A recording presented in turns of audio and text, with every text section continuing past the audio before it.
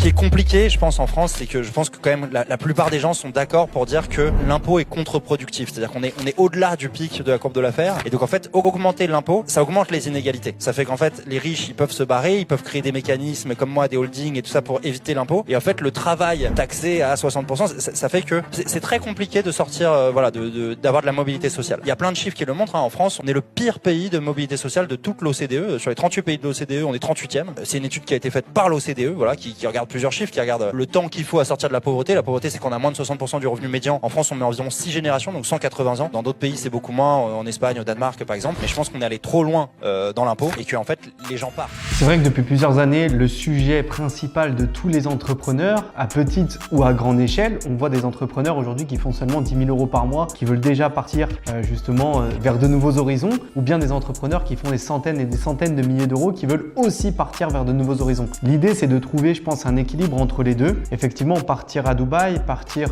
en Suisse ou encore à Monaco, ça demande aussi des frais, mine de rien. Donc, trouver un équilibre financier entre trop taxé ou sous-taxé, c'est vraiment l'enjeu, je pense, des prochaines années, en tout cas dans la France. Et c'est ce qui permettra à de très belles entreprises, comme on a vu sur les 10 dernières années, de pouvoir éclore. Donc, il y a un vrai enjeu à trouver et c'est en faisant bouger les choses, nous, entrepreneurs, qu'on peut réussir, je suis sûr et certain, à faire quelque chose.